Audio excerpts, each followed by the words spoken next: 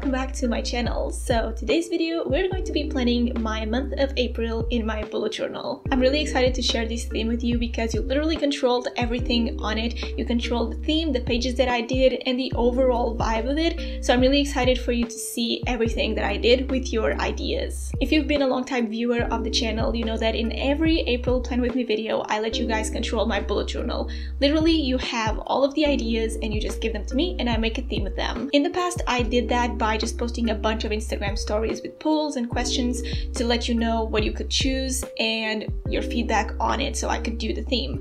But that would have two problems. The first one is that the stories would only last for a day. And the second problem is that if you couldn't vote for the themes and the spreads that you would like to see because you didn't have an Instagram account, there was no way for me to provide the polls to you. And that's why this time I partnered up with Helpfull, the sponsor of today's video, to create my survey form that you hopefully filled out so you could create this theme with me. Helpfull is kind of like Google Forms, but in a much better way because you can customize pretty much everything in terms of questions, and you can also know everything about the demographics and the statistics about who is filling out your survey. You have a lot of options for the questions in your survey, like a long text response, multiple choice, rating scale. You can even add pictures there for people to choose from one another. That's what I used for my survey and it worked wonders. With Helpfull, you can also get access to statistics on who is filling out your survey. This helps you a lot if you are trying to reach a specific target audience and you want to know who likes what. Helpfull is free to use, but on the free option, you also can pay for certain things if you actually want to add them,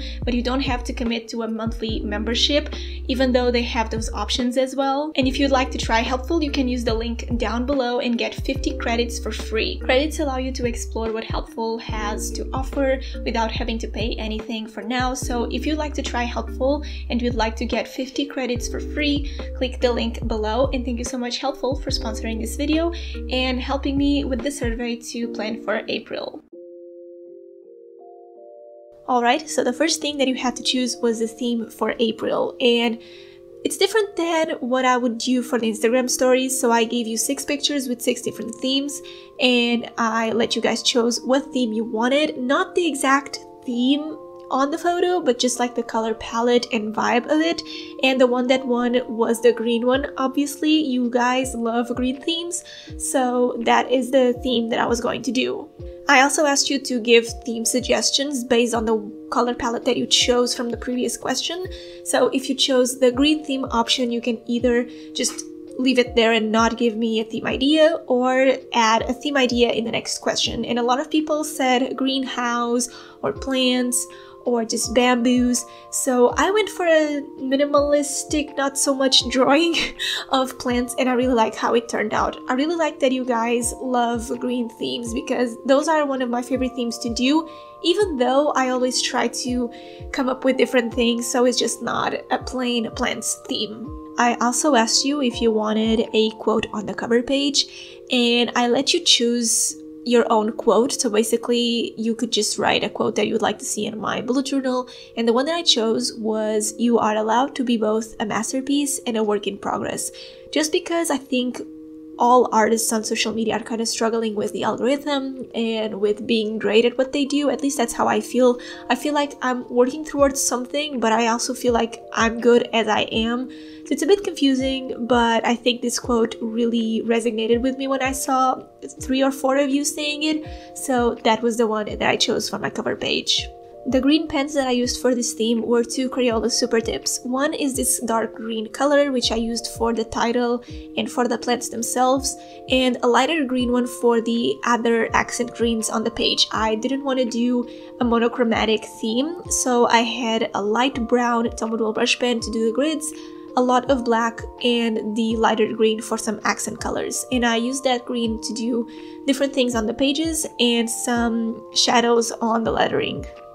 I didn't completely cover the leaf with the green. I left some spots white to just kind of look like shine on leaves, and I added more depth to the inside of the leaves near the stem by just going over with the same pen again. And I think it turned out really cute because they kind of look 3D but not really, and it's just really easy to do. After most things were done on my cover page, I didn't know what I wanted to do for the top part of the page, so I moved on to my next page, which was my playlist spread.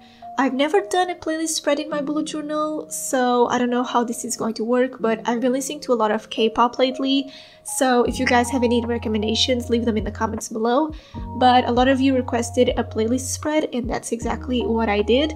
I really like how the grid and the little rectangle for the playlist look, and I actually changed the header in the end of this page just because I didn't like how the green was looking. I decided to add some washi tape and small stickers to the grid, kind of like a pegboard, but not really, because last year in July I did a grid splints theme and it was really popular on my channel. You guys really like that theme. So I tried to do something similar, but not really.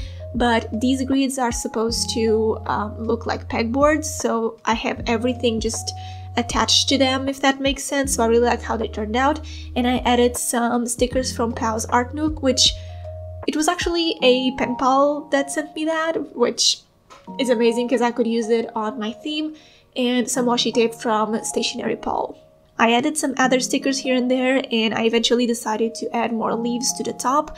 I wasn't really sure about this at first, but you know, it was a lot of white space, so I was like, okay, let's do it. And I did it, and I don't regret it.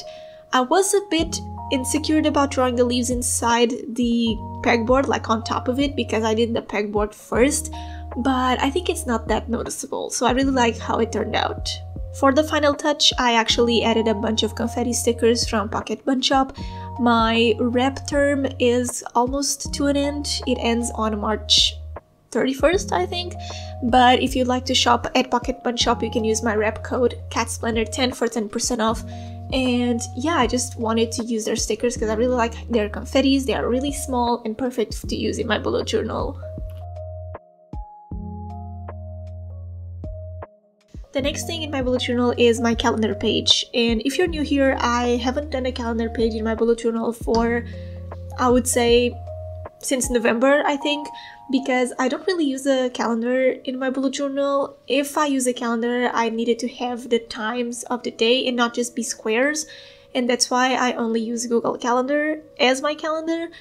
But I saw a lot of you recommending on the page ideas question that I asked also on the survey to add a memories page in my bullet journal, and I didn't want to do just a separate memories page because I did one back in July and didn't really work.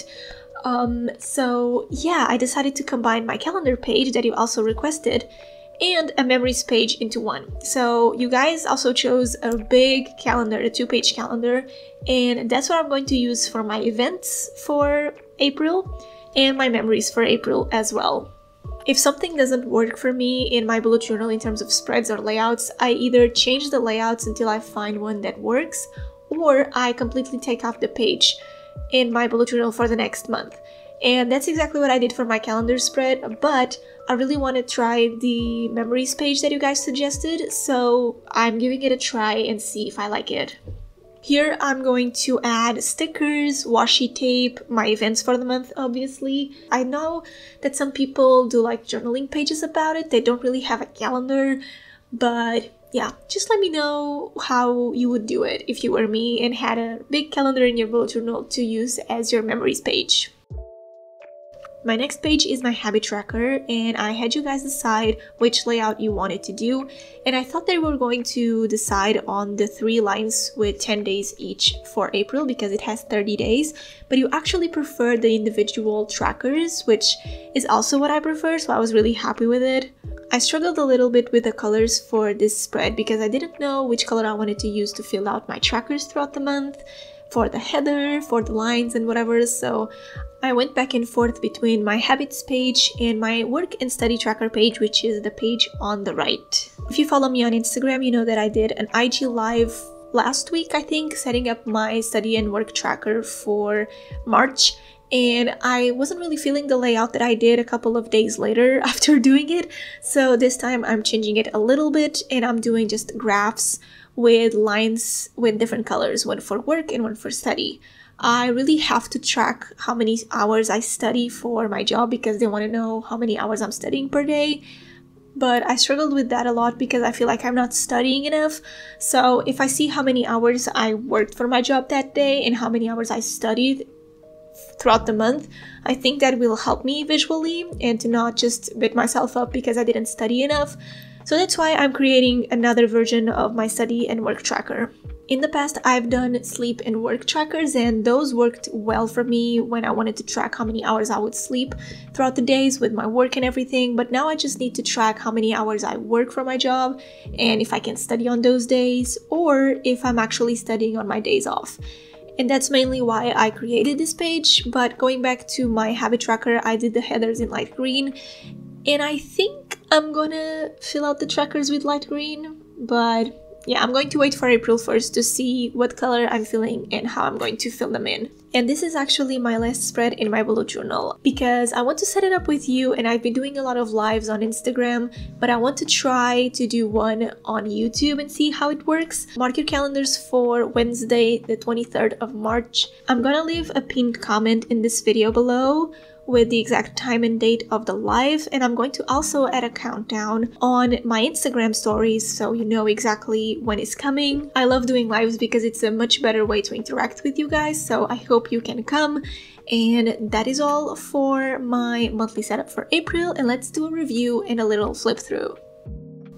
Alright, so here are my pages for April. I'm going to do a little review of March and a flip through of everything that I created. I really like how this theme turned out, even though it's more maximalistic than my other themes that I've been doing for this year. I really like how it turned out, and I really love that I had your help to create everything. So here we have my cover page and my playlist spread. I've never done a playlist spread in my bullet journal, so this is going to be fun. And then I have here my monthly calendar, which I'm also going to use for my memories page. And I haven't done a big calendar like this for a long time because I don't really use calendars. But since you wanted to see a big calendar, I did it, and I'm transforming it into my memories page and my monthly calendar. For March, I had a to-do list and a goals page, but I don't know how often I would use my to-do list, so I'm taking it out of my April setup for now and see how I feel. And next I have my habit trackers here, and I did basically the same thing, except I took out the self-care tracker because I was filling it in pretty much every single day, so what's the point of having a tracker like that? So I just took it out, and yeah, I'm just going to do self-care every day regardless of having a tracker or not, so I took it out. And I also skipped my workout tracker because I'm actually going to do this and this here. So instead of just filling out with a color, I can filling out the color but add like a letter on top, just like I did here. So I have these letters right here, which is abs, legs, body, and my walk. But if I do that, I can just put the letter inside the square and paint it green. That's kind of my idea that I want to do, so I don't have to have an extra page for my workout tracker. This is a new page, and if you didn't watch my live stream on Instagram or the one that I uploaded to YouTube about my study tracker, this is my study tracker now. I did one for March right here. This is my work and study tracker, and the pink is work and the blue is studying, and this is just for me to track my hours that I study and that I work for my job. But for April, I did this thing right here, and I'm going to put just little bars the same way but vertically, and hopefully it's better this way. I really hope you enjoyed my April bullet journal setup. Leave a comment down below about what you thought about the theme. Make sure to check out Helpfull because they really helped with putting this theme together, and if you use the link below you can have 50 credits for free, so make sure to check that out. And thank you so much for watching. Don't forget to subscribe, and I'll see you in my next video. Bye guys!